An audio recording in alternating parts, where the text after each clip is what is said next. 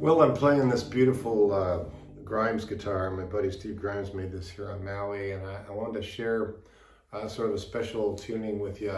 I've covered this a little bit before. This one's called Wahini tuning, and it's basically low. The low E is tuned to a C, the A string down to a G, the D string stays the same, the G string stays the same, and the B stays the same, and then you drop your high E down to D. So essentially what you got here, for those of you that are familiar with open tunings, it's just like a G tuning, but instead of the low E string being a D note, it's a C note.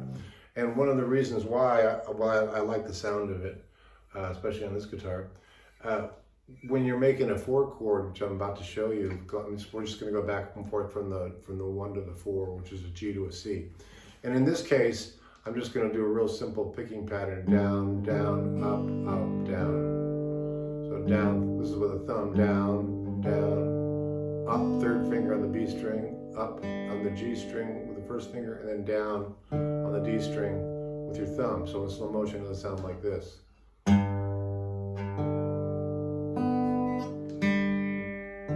And you'll hear that pattern a lot in a lot of different songs.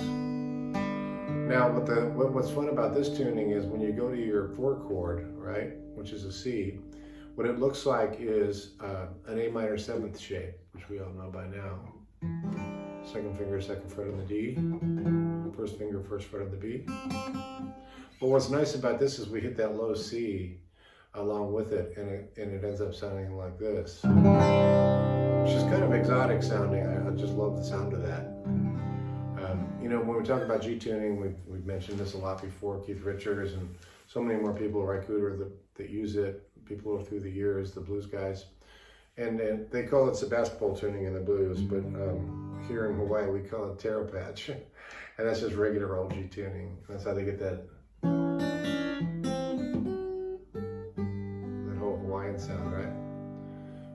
Which came from the Portuguese sailors that came over here. That's the reason they call it slack key, but that's for another day. So let's go back to this and see what we can do with this that makes it sound interesting. So now we know we've got a pattern.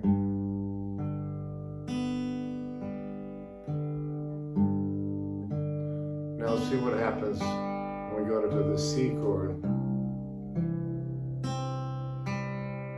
I'm doing nothing more than going to the low E, which is now C. Then I come down with my thumb on the D string. And then I come up with the B string with my second finger, first finger on the G, and then down on the D string, the thumb. So that second part in slow motion would sound like this.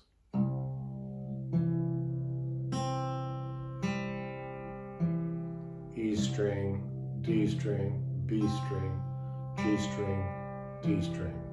Slow motion, I'm going to go real slow for you.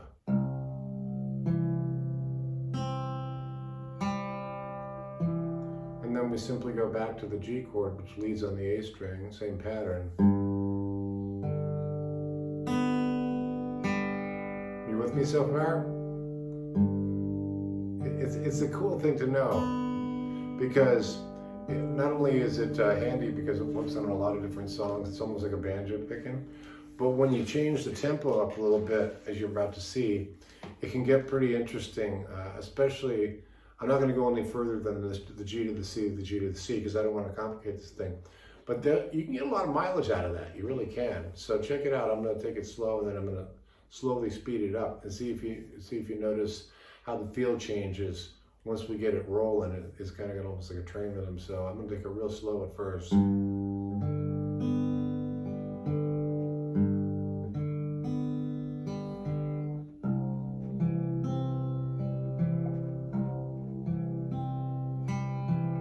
So that's actually a G chord. And then this becomes a C chord. It's just another way of voicing it. But when I put a little tempo on it, it sounds different.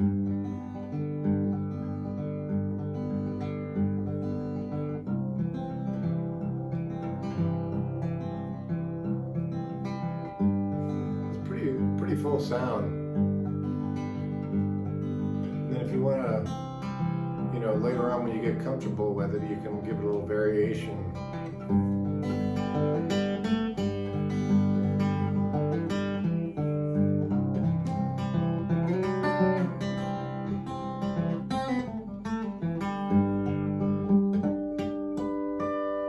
So if you like that kind of stuff, if you're prone to acoustic blues or finger picking or any of that, you can do it with a pick too, but somehow it sounds magical to me when doing this finger style, you know, just that rolling.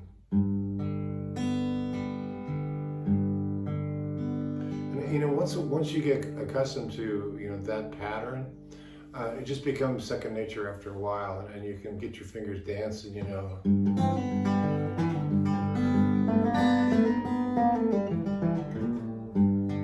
So I'm not going to get too fancy with it today, except to say that if we learn that basic 1-4-1-4-1-4, you know, there's a lot you can do with that. And if you're jamming with friends, you're hanging out, and one person's playing in this tuning and this particular style, it's fat, man. I mean, it's like a great backing track for someone who wants to play some solos or a little slide or sing over or whatever.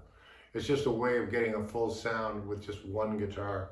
This particular guitar is pretty remarkable. It's a Beamer model. It's got 2 sound holes, as you can see, and you can really get that. It's like a cannon.